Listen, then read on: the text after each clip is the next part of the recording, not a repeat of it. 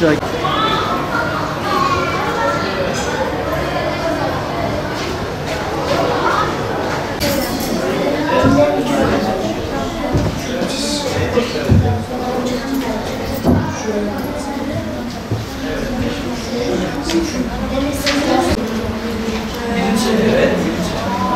Havuç. Havuç. Ha.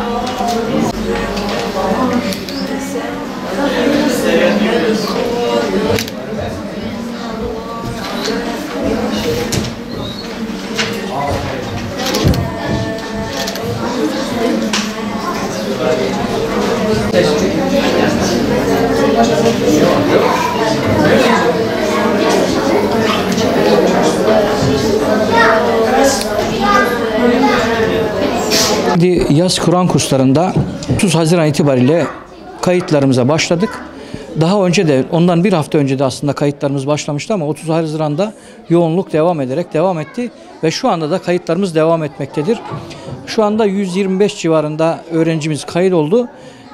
Kayıtlarımıza bugün itibariyle 2-3 kişi daha geldi.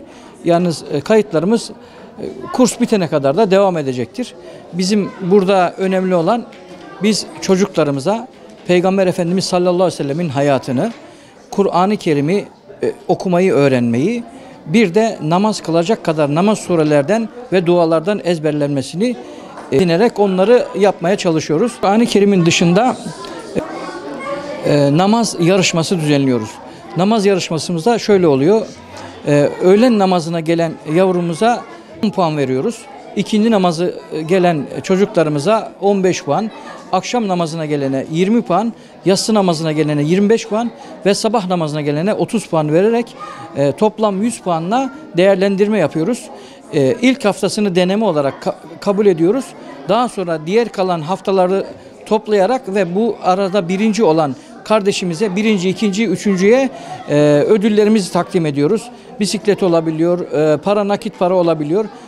Yani diğer dereceye giremeyen çocuklarımız için de şöyle bir projemiz oldu bu sene. Onu da kattık. Yarısını mesela 125 vakit namaz ediyor. 65'ini geçen çocuklarımızın hepsine de tişört olsun veya ayakkabı olsun, işte forma olsun, onun gibi de hediyeler vereceğiz. Yani camimize gelen çocuklarımızı hediyesiz bırakmayacağız ki inşallah o çocuklar bizim geleceğimiz, bizim yarınların aydınlığı gençleri ve aydınlığı yöneticiler olacaktır inşallah.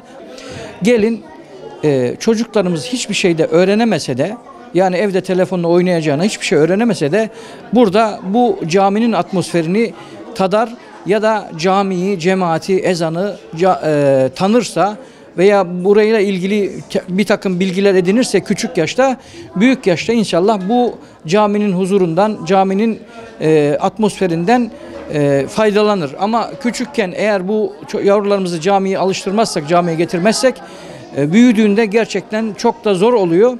Yani sonradan namaza başlamak, sonradan ibadetlerine başlamak gerçekten insanı daha çok zorluyor ve çok şikayetlerde alıyoruz mesela büyük abilerimizden, büyük amcalarımızdan. Hocam ben 60 yaşına geldim ama namaz kılamıyorum bir türlü diyen kardeşlerimiz, abilerimiz, amcalarımız var.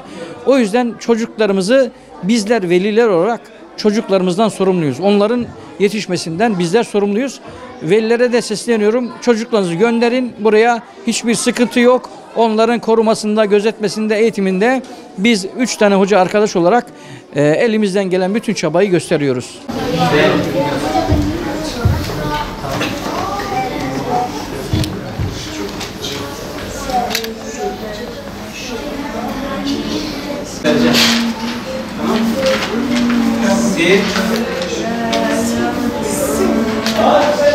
Sim.